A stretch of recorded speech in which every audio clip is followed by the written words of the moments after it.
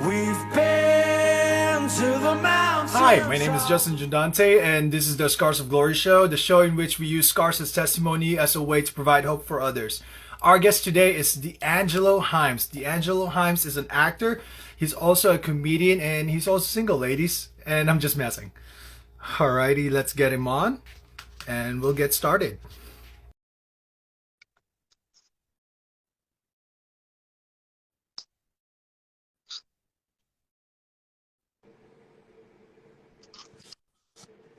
Hey, my friend. Hey, what's going on, buddy? How you doing, man? I'm doing awesome, bro. Looking forward to this, bro. I've been so hyped just trying to get this interview, and you know how difficult it was getting you on. Yeah, man. It's been a struggle, just a little bit. But hey, finally happened, Yeah. man. Finally happened. All right, let's get started, bro. Lord and Father, I just want to say thank you for this live. That God, may there just be a painting painted in each of the people in this live. That may they find their purpose, and not just purpose, also spark a fire just to search for you, Father. Thank you, Jesus. Amen. Amen. All right, buddy. Do you mind telling us your testimony? Who is D'Angelo Himes? Yeah. So, name's D'Angelo. I'm from Indianapolis, Indiana. Moved to LA on December 31st, 2020, right before New Year's Eve, or right before New Year's. Came out here in pursuit of comedy and acting. I've been a Christian for a good portion of my life. I think I first became a Christian around I think it was around like 8th grade. And my family's always been Christian. I guess like back like in middle school, I was just like at that age, I just didn't really like. It wasn't that like I didn't believe in God. It was just more of like I was in an age where I feel like I didn't really care. But at some point, I had a friend of mine, shout out to Lake Peck, who wanted to bring me to his church. And and I through that church, I just found out the truth, man, and I found God, and yeah, here I am. That's awesome, bro. Yeah. That's great.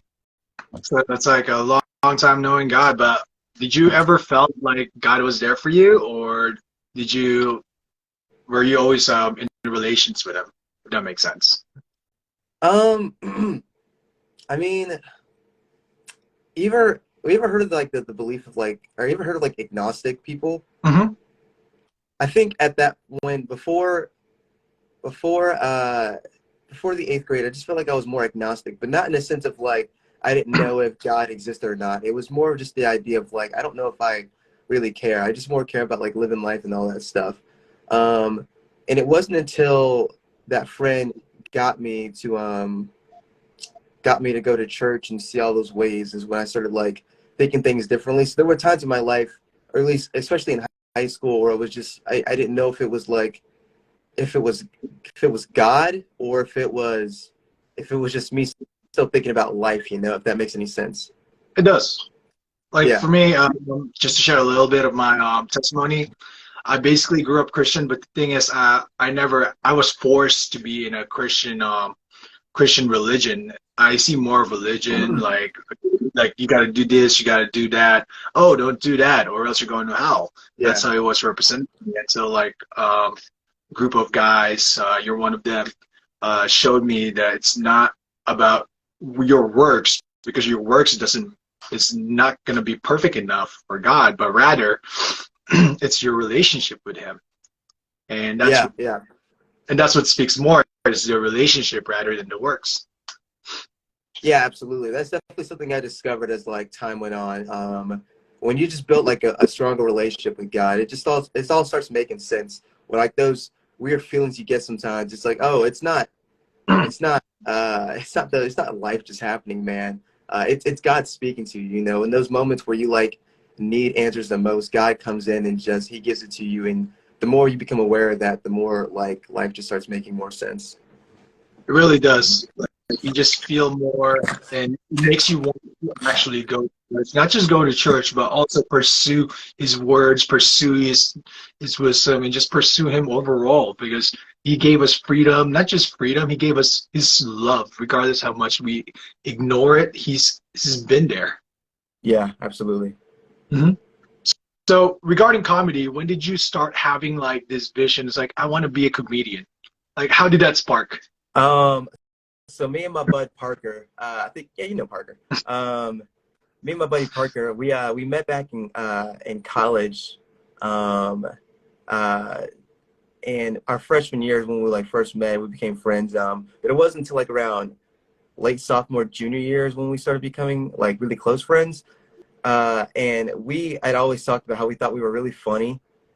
And we were like, dude, we should do, and like we always talk about stand up. We were like, dude, we should try stand up. You know, like we're funny. Like we have like, we always believed we could do it, but we never actually attempted doing that. And that was probably back in like 2017, maybe I want to say. Was when we started thinking that.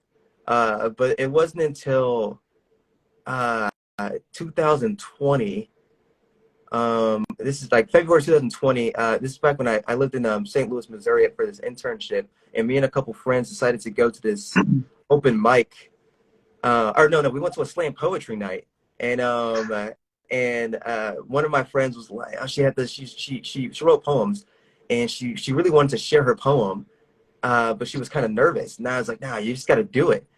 And she didn't want to do it. And I was like, okay, what if I signed up with you? I was like, what if we just both did it at the same time? Like, how about that? She goes, what are you going to do? And I was like, I don't know, but I'll figure it out. So I went up there, I signed both our names. And time came for her to go up, she didn't do it.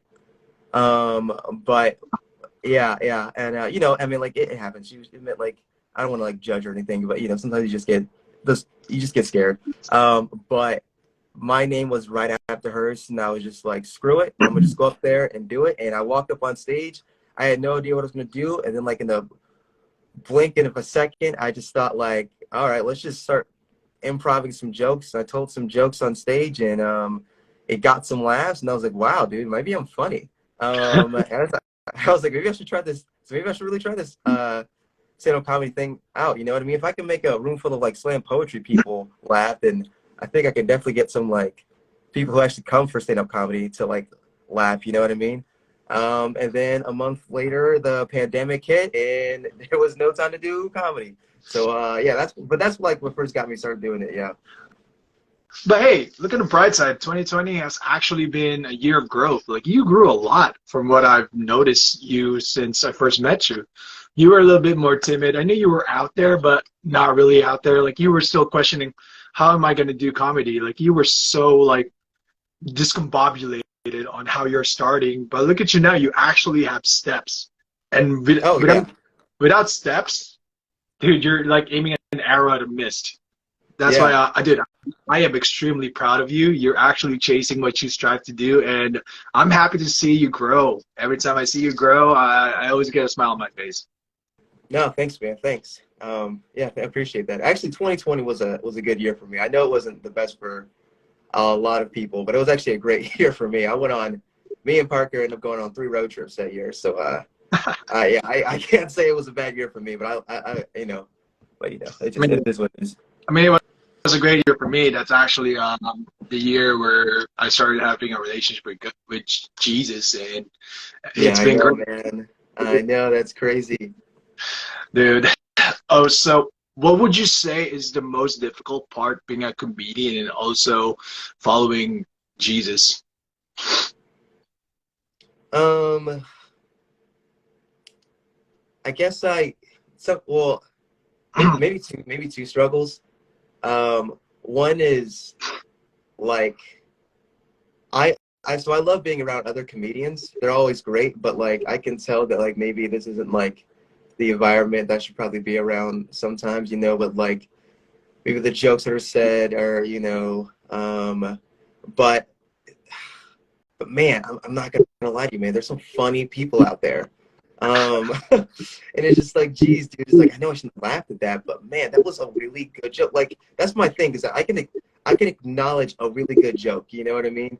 Yeah, So like I'll hear a good joke sometimes. Say what? like you acknowledge mines once in a while, and you're just like, boo, boo. Oh, dude, you try. No, just kidding. I a Uh, moment.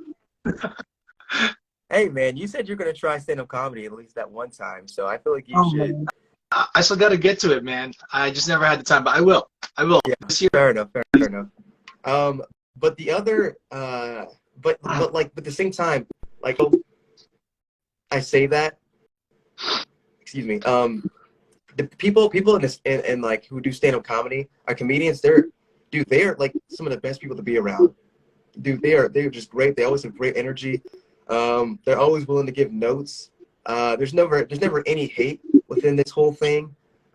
Sure, every now and then you might find like a bumper or two or like a hurdle that like might annoy somebody every now and then, but all in all, man, it's such a good time. And then the other thing is when like writing material, this isn't like a big struggle for me when it comes to writing material because most of my jokes are pretty clean for the most part. But sometimes I like most of my jokes just come from like experiences, you know, and I've lived a pretty like I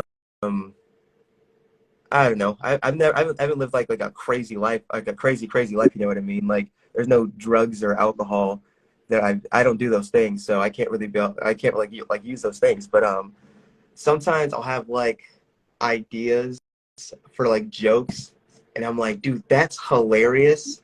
But it's like I don't know, like as a Christian, if I should like use those jokes. You know what I mean?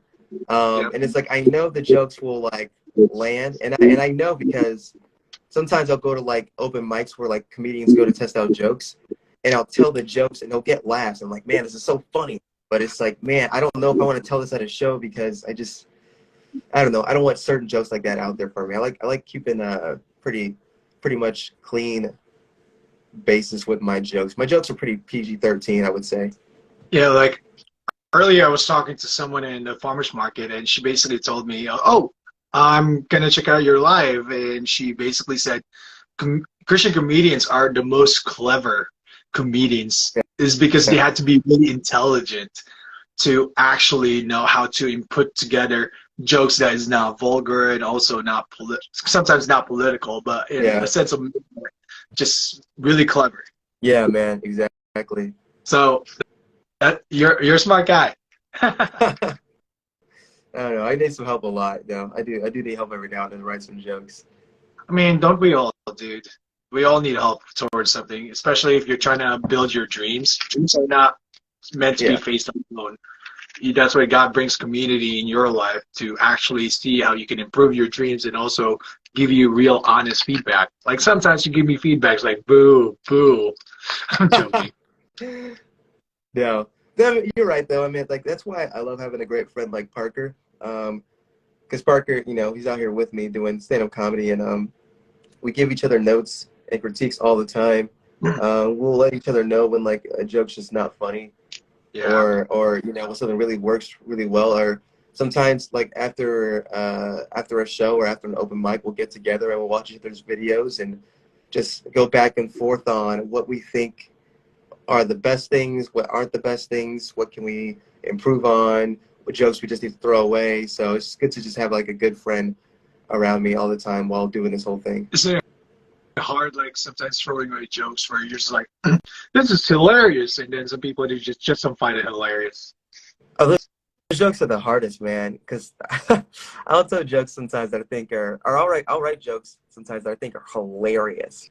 And then I'll go to an open mic. And the thing is, you have to go to a couple open mics. You know, you can't just go to one and just like quit the joke. You got to go to like 3 or 4 of them and test out that same joke multiple times. And if it doesn't get any laughter, then it's just like, all right, well that joke's useless, you know. And it's like, darn, dude. And it's like you can either like pack it away and come back to it another day, or you can just trash it. And there's 2 jokes I've had to like sort of just trash and never use again because it's like it's just not working as much as I would love for it to work. So when you introduce yourself as a comedian, do people normally just say, tell a joke? Like just out of nowhere? All the time. All the time. And I shut it down every time. Yeah, I mean, the first time we met, when you say comedian, that was the first introduction, and I was like, oh my gosh, I sound like such a, excuse my language, a douche. I mean, and I get why people like say it, but it doesn't work. Jokes just don't work unless you're like in a comedic or at least stand-up environment, you know. I just tell a joke at like at a grocery store, it's not gonna hit the same as, you know, in an audience full of people. Yeah. Have you ever tried doing like a little comedy in a church, or like how do you see yourself ministering by using your talents to bring laughter to people? Well, what I would like to do is write more jokes, including the church, but not exactly like making fun of it, but writing jokes in a way that make it seem as if like people can go to church and like we can acknowledge like the goofy things about church sometimes and still be okay with it, you know. Or sometimes when you're like reading the Bible and you're just like, wait, what? Like Jesus said what? You know what I mean? You know, like I want to be able to like write jokes about that and like make it okay to like have jokes like that, because that's the one thing you don't really see jokes about when you go to these open mics or shows is you don't really you'll see people making fun of Christians or church or Jesus and stuff like that. And I'll admit some of those jokes are pretty clever, but it's like, man, when am I ever gonna see it? Like, when am I ever gonna see like I've never seen in all my time of doing stand-up comedy, I've never gone to an open mic or gone to a show and I've seen like a Christian comedian. You know, I've never seen someone telling godly jokes or just straight up clean jokes. You never really seen that before. So I would like to kind of be that guy who can bring that to the environment. You know, not to say that like jokes can't be vulgar every now and then, because I know it's stand-up comedy, and I believe in if you can make it, if you can make a situation funny, then do it. You know, but at the same time, it's like it'd be cool to like see jokes that aren't all the time vulgar or you know, like it'd be cool that if I went to a show and I didn't see like a racist joke or I didn't see like a political joke, it'd be cool if I just people like if you can if you can make a really good joke about tying your shoes and you can make an audience laugh, I say go for it. But I think people sometimes see material like that as like not edgy enough, you know. And sometimes I think about that when I write my jokes. Sometimes I feel like my jokes. Sometimes I want my jokes to be like a little bit edgy, but I don't ever want to like go too far with it. I get you. That's why, as I said, you're intelligent enough to actually come up with a joke. Who knows? You might be a pioneer. You might have your own stand-up. Like, who knows? You might be the holy Dave Chappelle or something. Holy hell. Yep. So, besides Jesus, who would you say is like a person you look up to when regarding comedy? Oh, regards to comedy. Yeah, man. I mean, you hit it. I mean, there's Dave Chappelle. There's Bill Burr. Those two are the goats. There's Andrew Schultz. There's Louis C.K. is really funny. There's Tig Notaro. There's Nikki Glazer. There's geez, I was just watching a comedian earlier today and I can't remember his name. But he's a really funny dude. There's Eddie Murphy. There's Kevin Hart. There's Cat Williams. Dude, there's a lot of funny comedians out there. There's this new guy, or he's not new, but he's getting like a lot of like, he's getting noticed a lot recently. I can't remember his last name right now, but his first name is Ralph, and he's this Hispanic comedian. He's this Mexican comedian, dude, and he's been killing it, dude. He's my age, man, and it's cool to see somebody my age like out there like doing it. You know, this dude's getting specials and he's getting put on TV and like big like stand-up big stand-up places he's going to. It's just like it's so cool to like see somebody who's literally my age like killing. It's like seeing him do it like makes me believe even more that like I know I have a chance to make it, you know, because sometimes I feel like I'm only seeing like older people doing it, and it's like no, I want to see like the next generation coming in, you know. And there are a lot of people like the new generation coming in, but it'd just be cool to see them like on bigger platforms as well. But we can't just judge them based on their success. Who knows what goes behind the background, you know? Like how much effort did that guy put in? What does he do to actually earn the spot? We gotta realize like we have our own story in which we have to overcome so many obstacles to get to which level they are. Yeah. And dude, I do applaud you because there's so much obstacle to face regarding comedy, especially in our world we live in right now, where we gotta watch out what we say. We gotta watch people's gender. Who knows, right? You Yeah. gotta be. Yeah. Well, that's what's great about comedy, though, is that comedy is like literally the place where you don't have to. Stand-up comedy is like the only place where like I feel like you don't have to worry about that. In a sense, you know. I mean, like you can't go up there and start like bashing people.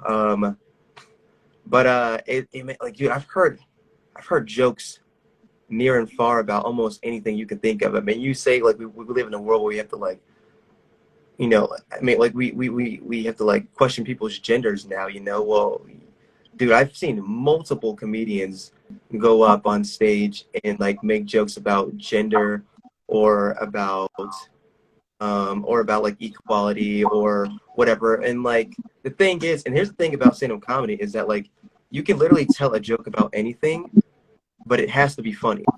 You know, if it's not funny, well, now you just look like an idiot. You know, now you just look like a jerk. So instead of comedy, you can literally make a joke about anything. I mean, if I went to, I've seen really clever jokes about racism, and it's like, but dude, it was really funny. You know, if you can do it, like go for it. You know what I mean? I've seen a guy literally make a whole joke about, he was talking about like how like back in the day everyone used to say like no homo, you know, or like, or no, not or no, people used to say like, oh, if you don't do this, you're gay. You know, like, oh, the last person, the person who doesn't get on the last person who's on the bus is gay, or something like that. You know what I mean? And you know, the joke comes off like, if you're just talking about it like a normal day, it sounds pretty offensive. But if you tell it in a comedic standpoint, well, now it's hilarious. You know, I've seen trans people. I've seen trans people listen to trans jokes and they found it hilarious. You know, I've seen gay people hear gay jokes and they thought that stuff was hilarious. So that's what's so great about like that, like you can share these things and it's like these aren't like exactly your viewpoints. It's just things you want to share because you think it's a thing you can make funny. Yeah, so I remember like another time, first time meeting you, we did like a rap battle. I feel like you could use that as a joke regarding your teeth. Oh I was yeah, like, yeah. Oh, I have tons of you and just part of your teeth. yeah. I remember that. I remember what you said. That was funny. Thank you. Yeah, I have tons of jokes about my teeth. Thanks, man. Thanks, bro. Yeah. Let's see. No, you got me lost focus now. It's all right, man. It's all right. So, when's your next show? My next show is February 24th, this upcoming Friday. Oh, wow. That's soon, yeah. Huh? Yeah. So, what is some of the prep works that you got to do with regarding comedy? Besides writing down stuff and trying to test out your materials. Well, besides that, I mean, you always want to make sure your jokes run well together before performing. So I always like, I mean, you always need to know like how much time you're gonna get at the show. So like they're gonna give you 5 minutes or 8 minutes, you know, and then you got to make sure you have enough jokes for that time. Make sure you're not telling jokes that are going over 5 minutes or 8 minutes or however much time they give you. So you just got to prepare for those jokes. Make sure they like fit well. Make sure they make sense with each other. Because if you can have a nice transition from like one joke to another, then you should do it. You know, there's like a clean transition you can do, then sort of go for it. Because like I have a joke about like me being like me being black, and then I have a great transition from me being black to me talking about my teeth. You know, I don't just go sort of like, so anyways, about my teeth, you know, like I actually have a clean transition in between it. So I think that's always something to aim for. Another thing I always aim for right before a show is, dude, I pray to the max before I ever perform. Before any performance, actually before any open mic, but definitely before any time I perform, because even to today, I still get like super nervous before I get on stage, and I always what I do is I'll get home from work and I'll like turn off all electronics and I'll just breathe really deeply, and then I'll go into a really strong prayer, and I ask God just for peace. I thank Him for the opportunity for this even happening. Um, excuse me. I always thank Him for just like the friends who have been there for me through the rough times, through the good times, even the times when I've like disappointed friends, and yet they're still here with me. I thank Him for all the friends who were able to make it out that night. I I pray for all the other comedians that they like that they that their jokes go well, and if their jokes don't go well, that they gain something from it, and they don't just toss the stuff away or think less of themselves. Um, um, I always ended by like asking the Lord just for like inner peace, because if you ever see me before a show, dude, I am like shaking, like I try to like hide it off when I'm around people, but like, dude, I am literally like shaking on the inside, and I'm like, God, like I just pray that as soon as I step on that stage, that literally all my nerves are gone, and then I just do what I do to perform. And if a joke doesn't go well, I learn from that mistake, and I just keep moving on. I don't take it too harsh, and I just try to progress as much as I can, because that's just the thing I think I should. That just helps me the best in those moments. Well, if anything, just to be transparent with you, I could relate to that. Like every time I do this live, bro, I get shaken nervous. Yeah, But but you know what? Prayers do help. And just look at the mission. What is your mission? That would help you push further out. Like for me, my mission is to provide provide hope for others by using others' testimonies. Because uh-huh. not every testimony is going to touch everyone. At least one can relate. Right, That's what matters to me. exactly. I can see yours is to bring laughter, joy. Like first time meeting you, you are such a joyful person. Like I just see this light, and you know how to bring laughter. That's a gift, man. Thanks, You know how to be funny. Doug. I give you that. Thanks, man. Appreciate that. Hmm. So let's see what else. Do you mind telling us? You're gonna hate me for this. Do you have any jokes at the store right now to share? Uh, nah, man, I can't.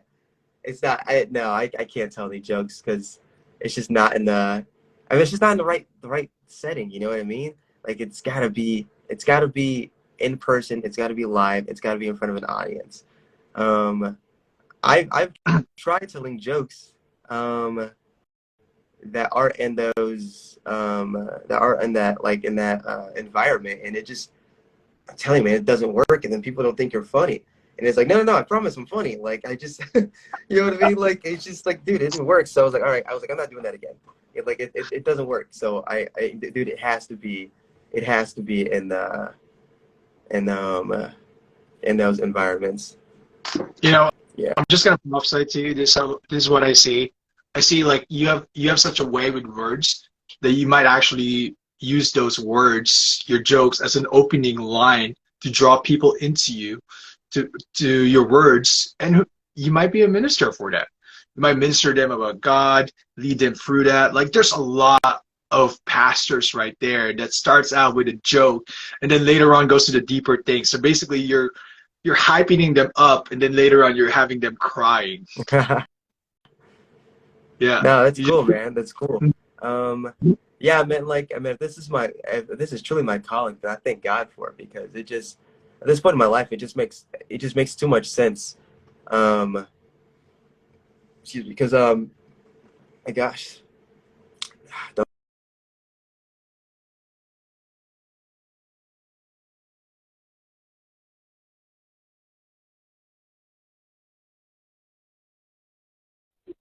your connection froze. Do you mind repeating it? can't be my connection, dude. My connection is gangster. Dude, my connection Um, is more gangster than yours.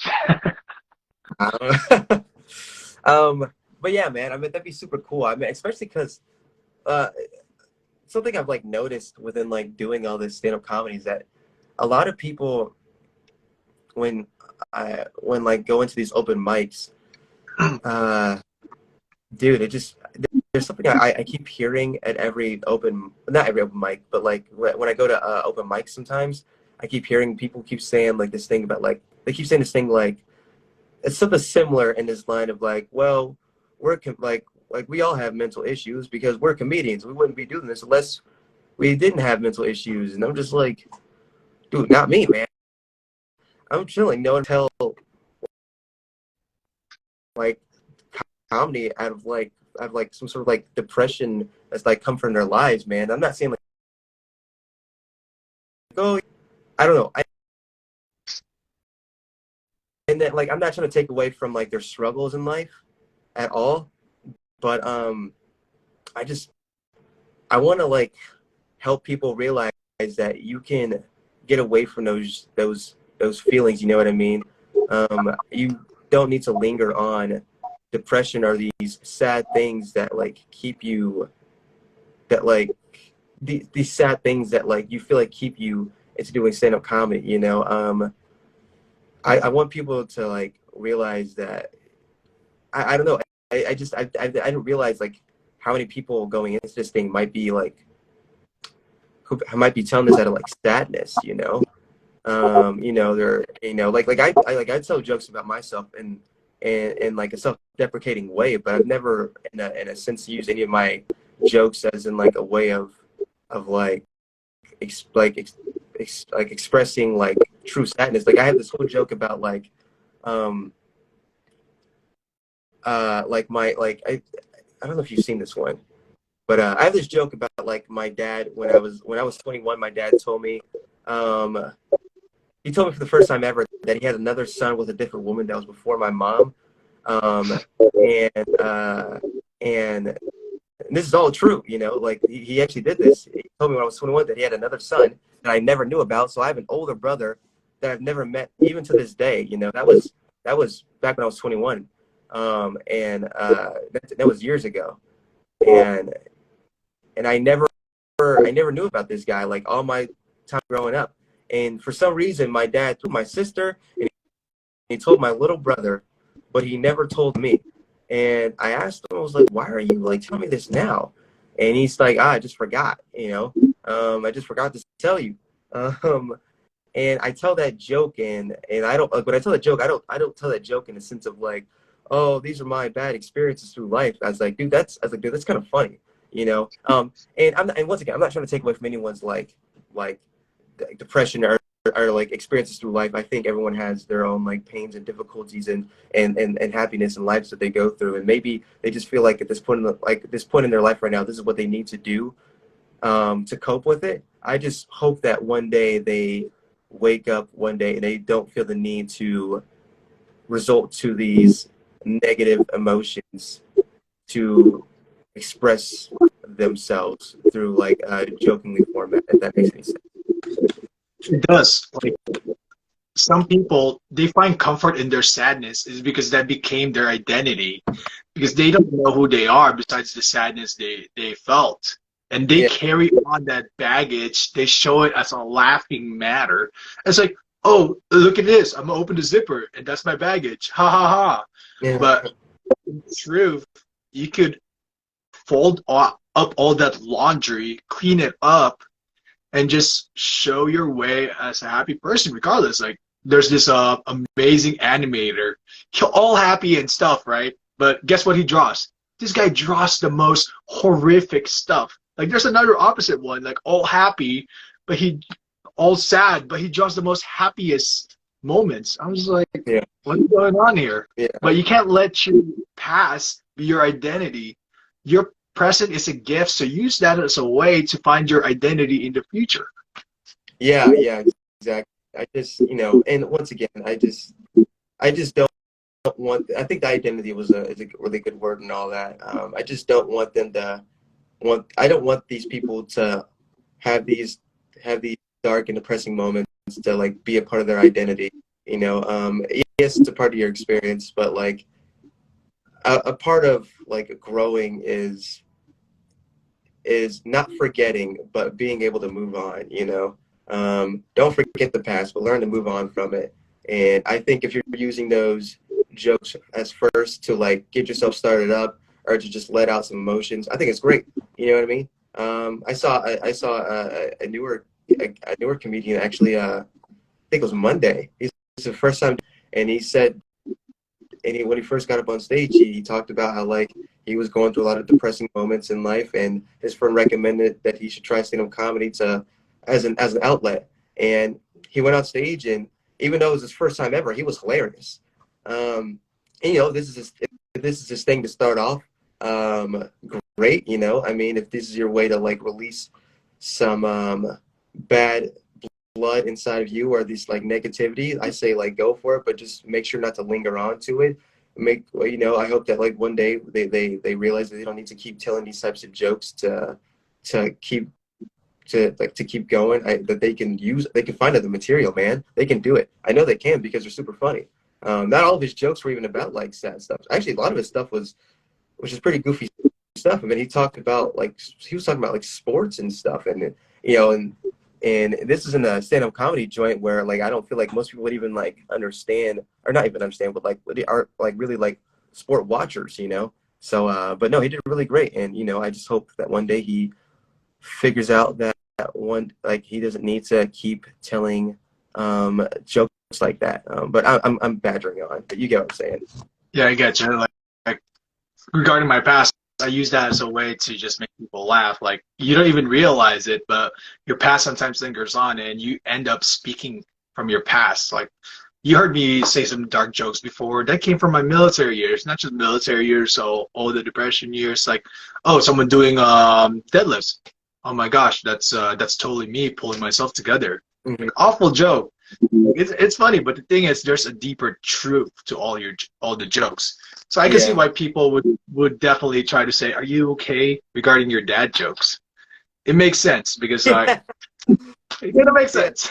Yeah, dude, this sounds funny. I actually had a friend tell me recently. They said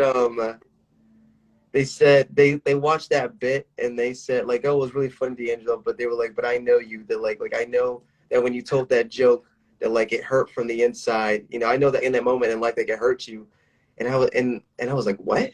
I was like, dude, even in that moment when my dad was telling me for the first time ever that he forgot to tell me for 21 years that I had an older brother, I was like, dude, I thought that was hilarious.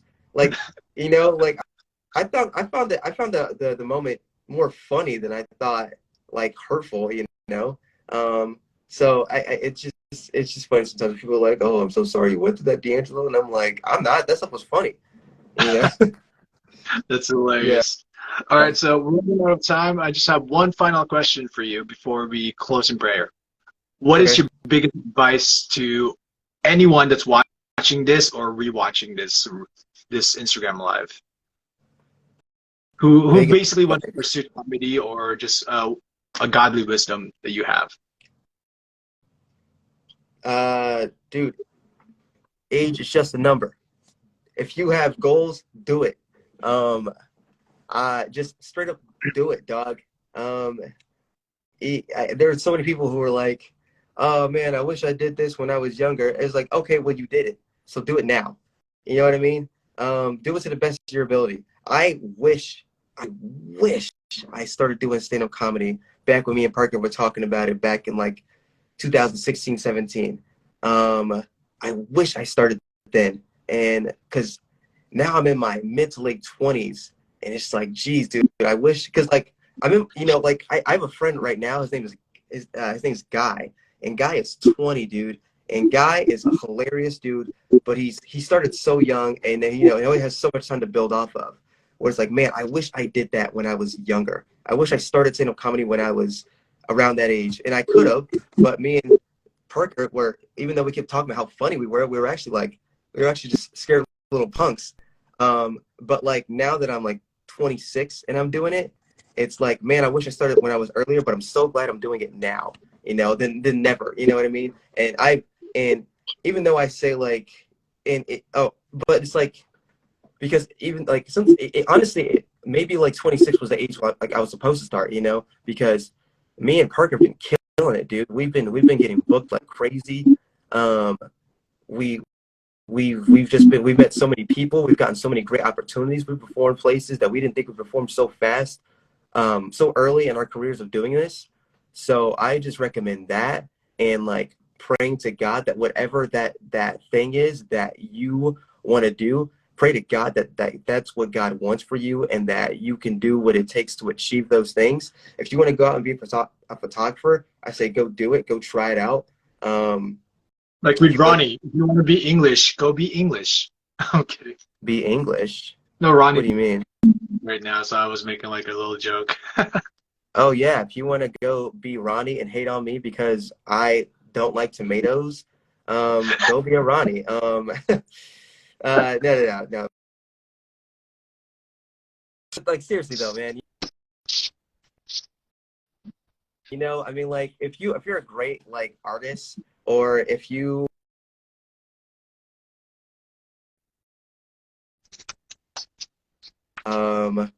look at Ronnie, even hating in the comments. I truly say like go follow your do follow those dreams, man.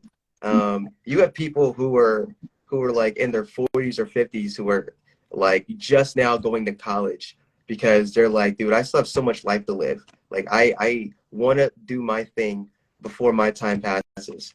So I highly recommend doing those things. Praying to God that God gives you those answers, or answers those questions you have that allow you to pursue those things. Stay strong in the hardest moments, because sometimes life will knock you down and make you feel like that what you're doing, or make you feel like what you're trying to pursue isn't meant for you.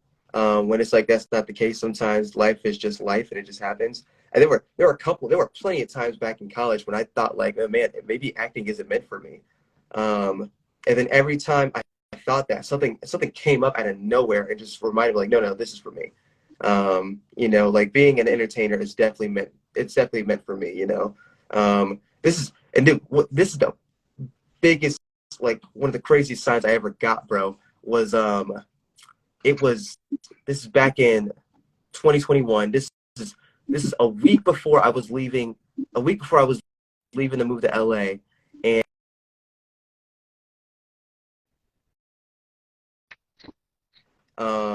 I lost everything, dude. And I kid you not, I lost all hope, dude. I was like, man, God, if you didn't want me to move to California, like you could have just made it like more obvious, you know what I mean? Like you didn't have to have my car stolen.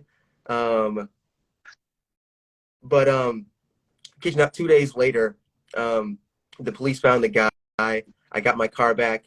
I didn't get my phone back or my wallet, but you know that's small things compared to the car. You know, I was able to at least like call my credit card company and tell them like, hey, you know, this happened, and then I had to buy a whole new phone. But it was like that was a super down moment in my life that made me think maybe I'm not meant to move to LA and become an entertainer. But it was but like everything got brought back to me. Parker helped me out through that whole experience. I thank him for that. And now I moved out here and I've had such a blessing. I've had such a great time being out here, meeting so many amazing people, meeting you, meeting Justin, Maina, meeting Noah or Ben or Ronnie or Katie, Peyton, Liv, Logan, my roommates, Brady, Jordan, and Matt, you know what I mean? So many great people. Cece, Tanya, Kevin, Emilian, Ruth, dude, there's like so many great people. I can keep throwing people in there, man. I've just met so many great people since moving out here, and I know now at this point that like I was meant to be out here and meet all you people, and you guys have been such a blessing in my life.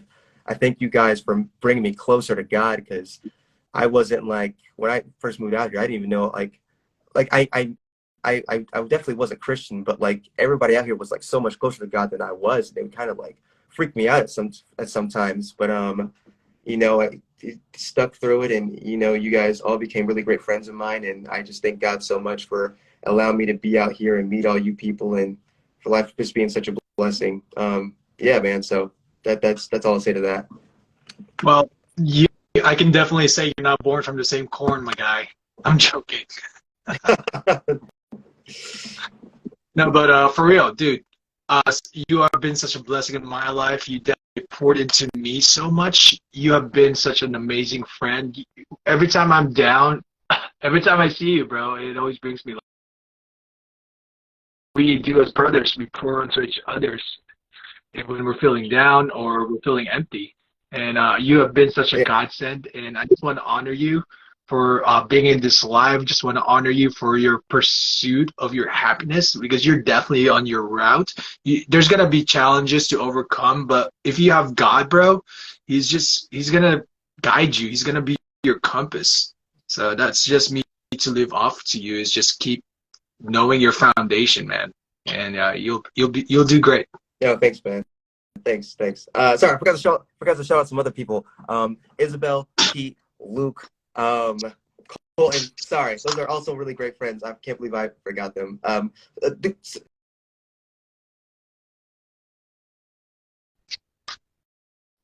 About, but yeah, all great friends, man. All right, one more favor before we close.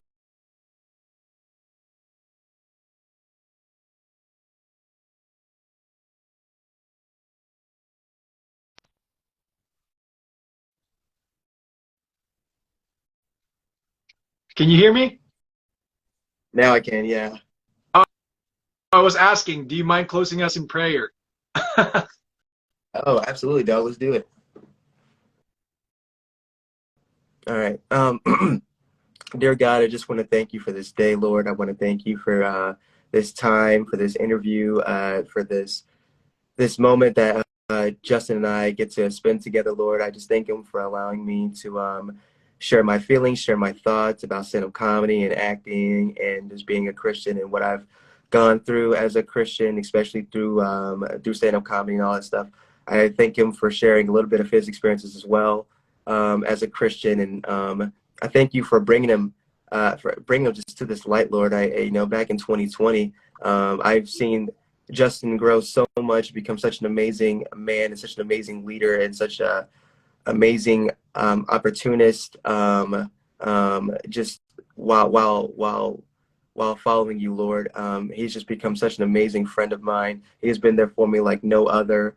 I know that despite whatever disputes him and I have, that we will always stay strong friends, and there's nothing that could ever break that. Even if he continues to move farther away, because he's in Orange County now, and he might move to San Diego, and who knows next where he might go to, Lord. I just know that our bond is always strong. I thank you for all the friends that I've made since I've been out here, Lord.